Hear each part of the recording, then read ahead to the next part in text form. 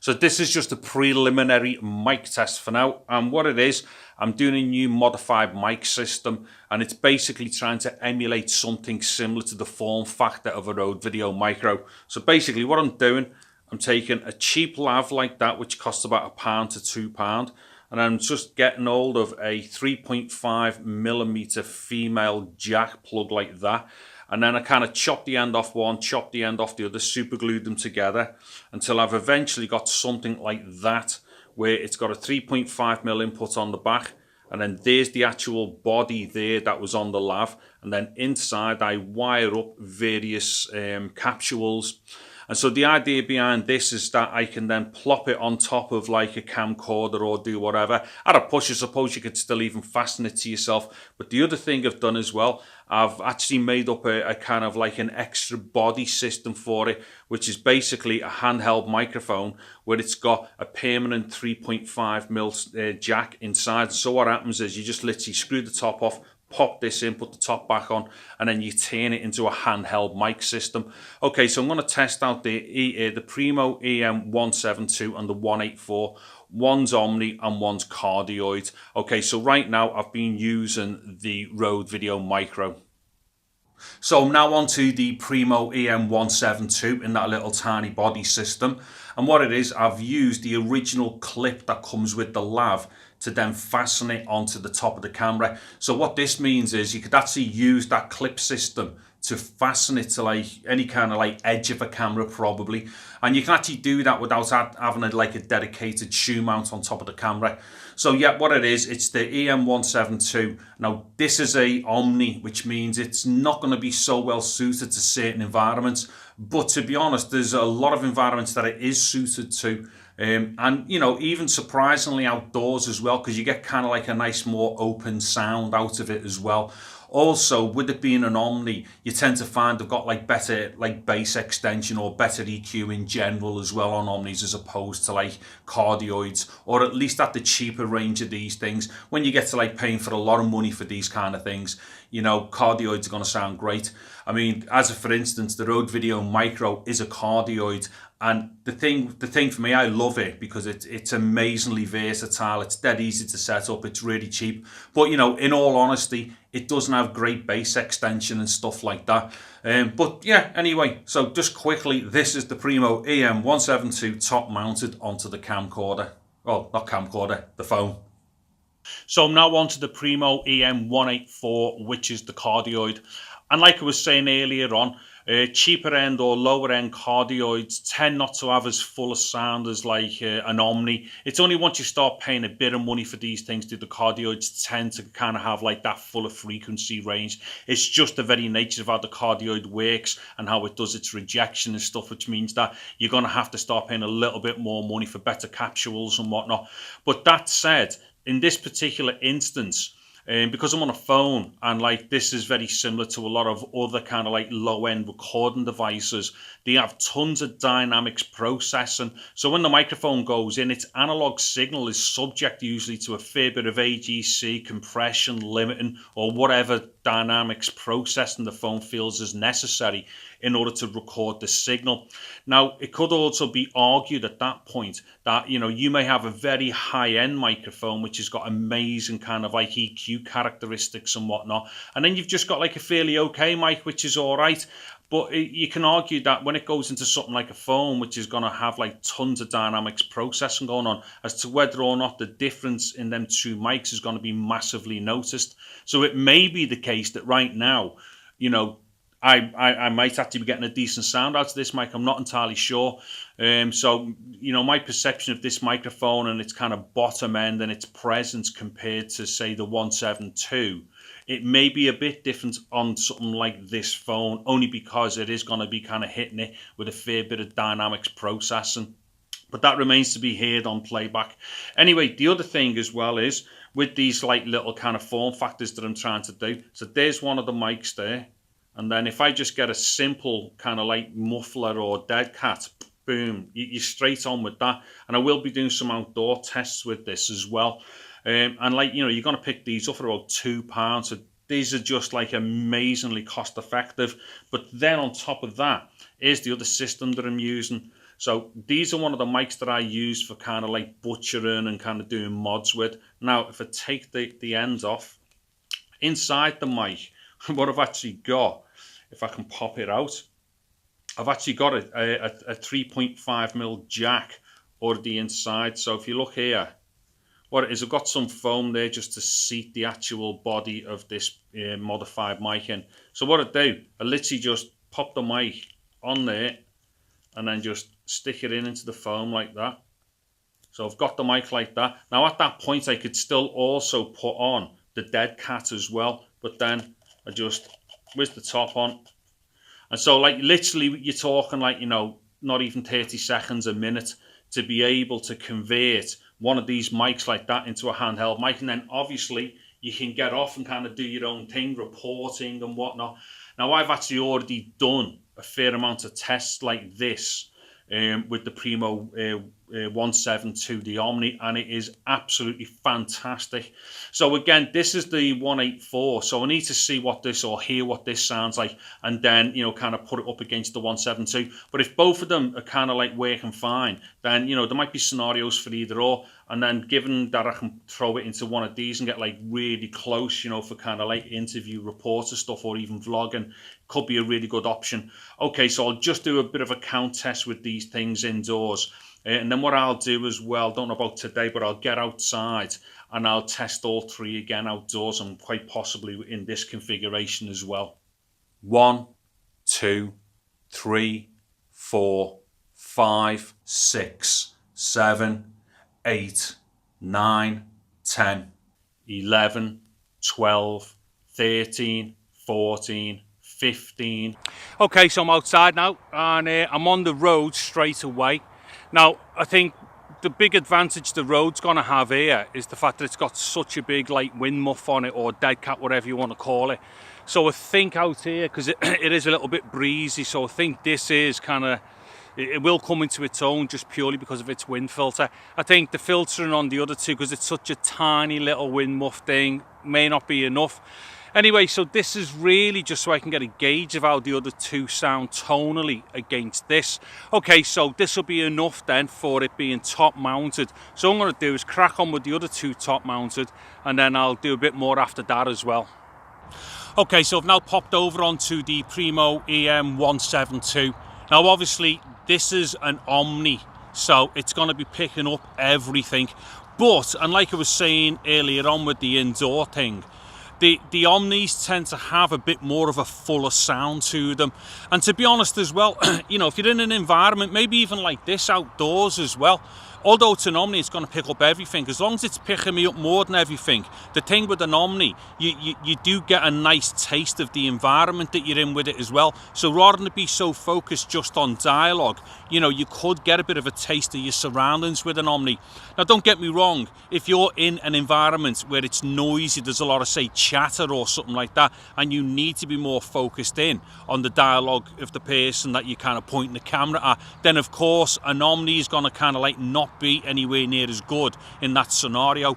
But like I say, you know, I've used this capsule on a lot of like my test builds, and I actually really like it. It's a very, very good mic. It's a very good capsule, and I'm overly impressed with its dynamic range and also its EQ. But like I say, this phone is also going to be like battering it with dynamics as well, so we just have to kind of factor all that into it. Okay, so this was the Primo Em172. Now I'm going to flip over onto the cardioid version, which is the 184. Okay, so for the third go on top of the camera, I'm now onto the Primo Em184. Again, it's just using the same dead cat system as what the 172 was using as well. And again, like the Rode, this is a directional. It's a cardioid, so we are going to get advantages from that. It's whether or not, you know, it sounds good, but then I've still got to do it close up as well, you know, so we'll get a gauge of where they all come into their own with that as well. But basically, I'm using this one only because, you know, both of these systems, to buy all the bits to build each one, cost less than £20 for each one of them. So when you factor in that you can get both of these with the little wind muffs and stuff for like less than the price of a Rode Micro, then it kind of makes a lot of sense, because you got two different microphones there for kind of two different occasions, as it were. And plus also, they may just sound good unexpectedly in a certain scenario. Okay, so I'll shut up now. So this was the Primo 184 top mounted. So what I'm going to do now is get on with the count test, and then I'll go and do the handheld versions after that. 1, 2, 3, 4, 5, 6, 7, 8, 9, 10, 11, 12, 13, 14, 15. Okay, so I've got the Rode now, and what it is, I'm on the short cable. I forgot to bring the extender out, so I'm just going to have to fudge this a bit. But it's kind of like, in a handheld position for doing, pieces to camera, reporting, doc stuff, things like that. So yeah, this is just the Rode being put into this position, because I'm going to do the same thing with the other two mics in a second as well. So this should give us an idea. Although I've already done a test like this before, and I actually think it works very well like this. In fact, I think it's really good. But while I'm at it, let me just do a directional test. So that's pointing away from me. I'll just count and turn around. 1, 2, 3, 4, 5, 6, 7, 8, 9, 10. Okay, then what I'm doing, I'm pointing it towards where the traffic is. Now when I turn it round, it'll be pointing away from the traffic. Let's see it if we get a drop off on the traffic.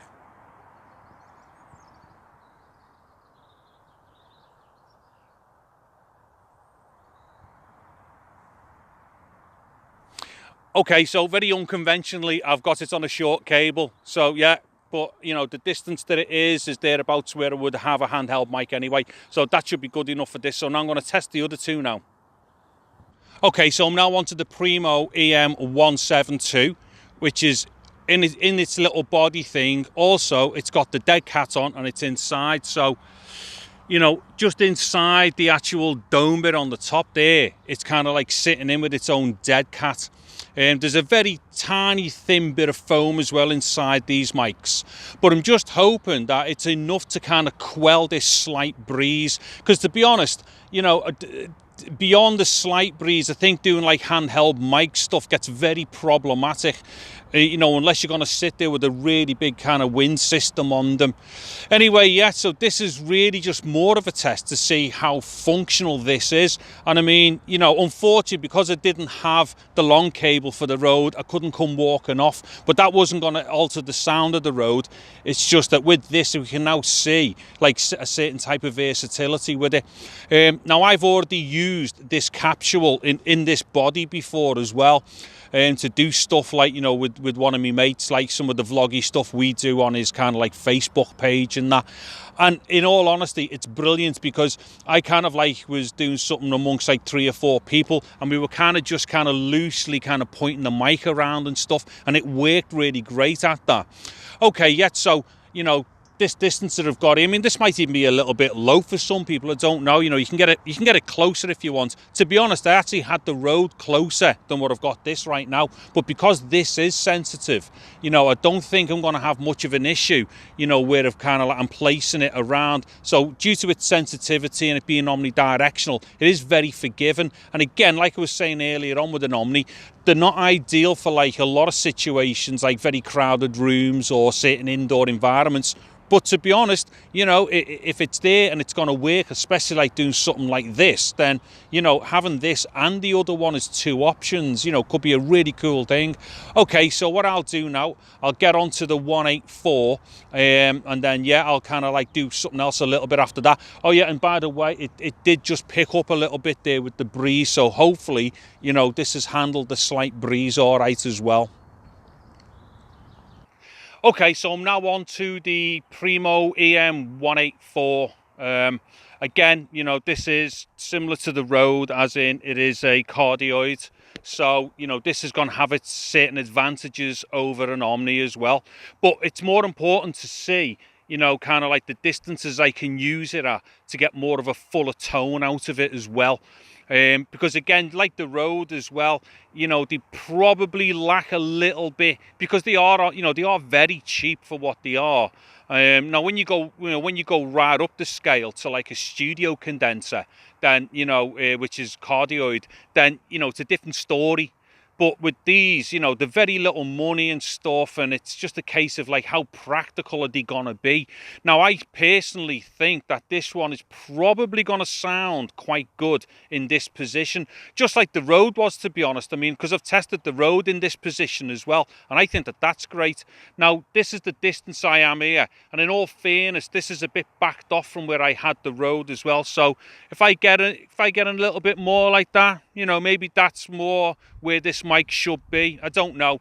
But again, the other thing is you need to have a microphone where, you know, you get a bit of latitude with it, because if you're up the wall on your own doing stuff and interviewing people, yeah, it's getting quite breezy now as well. We'll see how that handles that. But if you're on your own and you're kind of like up the wall and whatnot, you can't always keep tab on everything when you're trying to, like, you know, talk with people and move the mic and, you know, stuff like that. Okay, the other thing I'll do now, I'm just going to do that directional test. So again, the Rode's over that way, not the microphone, that's in my bag. The Rode goes over there. Poor joke. Anyway, so I'm pointing the microphone at the Rode, and then I'll turn it away from the road. Let's see if we can hear the traffic drop off.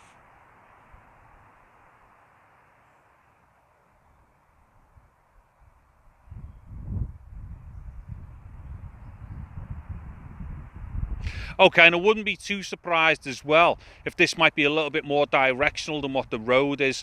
Now, what I'm going to do, I'm going to turn it on its axis and count. Let's see, can I see that? Yeah. 1, 2, 3, 4, 5, 6, 7, 8, 9, 10.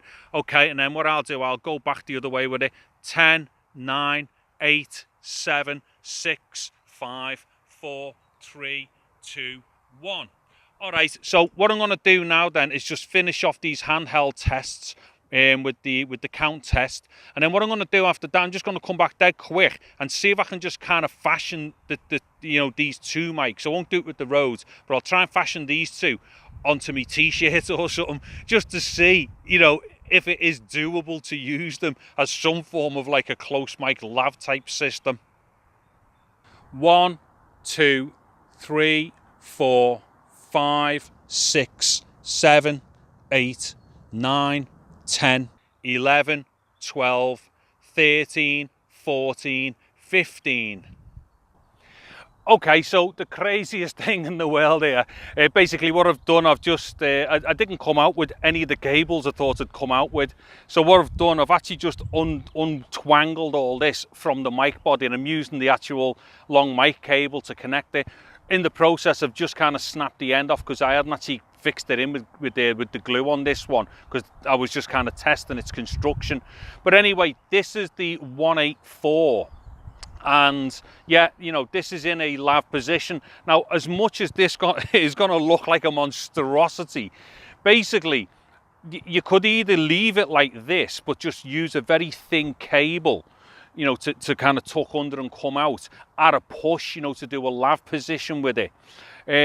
But maybe more importantly than that, the actual, like the original lav that I make them from, you could actually make one into that. Do you know what I mean? So it would be the exact same as what the original lav was in size, but just replace the capsule. So this is exactly how this would sound if it were just placed in the capsule on its own. Okay, yeah, so like I say, this is a bit of a mess. The cables are all a bit, you know, up the wall and stuff. But it's really just to give me an idea. And the other thing as well, I know this look a little bit mad with the, you know, with the dead cat on, but it would have to be used outside with a mic like this. I doubt very much just putting a foam filter on would actually stop any of the wind properly. Okay, so I'm hoping that this did record all right, and it gives me an idea of, like, one, how this sounds in this position, being the Primo Em174, but also, you know, however it sounds, even though this all looks a bit bulky and crazy, it could actually work in this position anyway by just simply replacing the capsule out of the lav that I've used for the construction. So what I'm going to do now, I'm just going to flip over to the 172. I'm not going to do any kind of like count tests or anything, because this is just a bit of a crazy thing to test. Okay, so I'm over onto the Primo Em172, which is the Omni. Now, the thing is, I had originally planned on bringing out a very thin extension which has like a very short jack at the ends. So unfortunately, as we can probably see here, there's a big silver jack at the bottom and stuff like that. So originally the intention was to have a much shorter jack on it, which was on a right angle with a very thin cable, which could have like tucked in quite well. So what I've done, I've tried to tuck it in, as it were. Actually, let me just zip up my jacket a little bit, just to, I don't know, I mean, maybe you could get away with it. But like I was saying with the 184 though, even if this were too bulky, although I've still got to test this with the other cable, with the smaller right angle or the shallower right angle jack with the thin cable, because it would definitely tuck under quite well. But even if this, you know, is a bit too much, then like I was saying with the 184 though, what you could do, you could just simply, you know, lash it inside one of them inside one of the bodies off the original lav that I've used for the construction, and it's going to be obviously no bigger than what it was intended to be with the original lav. But I'm just thinking though, you know, between these two mics or these two capsules in this particular body configuration, I just think that, you know, if you had both of them to hand, and as long as you like the tone of them and whatnot, I just think, you know, would you really be that bothered, you know, to have it look like this? Because the thing is, you know, you can see the dead cat anyway, and you would have to see the dead cat regardless of how you positioned it. But at a push, if you had like two microphones that cost you like less than 40 quid, which could either go camera mounted and be, you know, pretty decent, hopefully, because I still haven't listened back, and then you can stick them in the body like I've just done, in which case I think both of them will have sounded great in the body. And then you could also do this at a push to go completely, you know, hands-free and do whatever you want to do with a lav and stuff. I just think the versatility, you know, doing that is going to be great. I mean, more importantly though is the sound. So, you know, looking at cost effectiveness to sound and whatnot, you know, we'll have to gauge it off that. And the last thing as well, just to remind me of here, is that, you know, this is the Galaxy S9 Plus, and it is fairly decent when it does trigger, because what's happened here, in between every single take that I've done, I have to unplug it, come out of the app, go back in and plug the mic back in, so it's a real pain. But that bit aside, it's got a decent analog to digital converter in it for the mic going in. The one thing I have noticed though, it has got a fairly active dynamics processor, not unlike a GoPro, to be honest though. And much in the same way as a GoPro, it handles it amazingly well. So whatever it's doing to kind of like get what it thinks is the best level, or where to cap it or where to gain it, I think it does it brilliantly.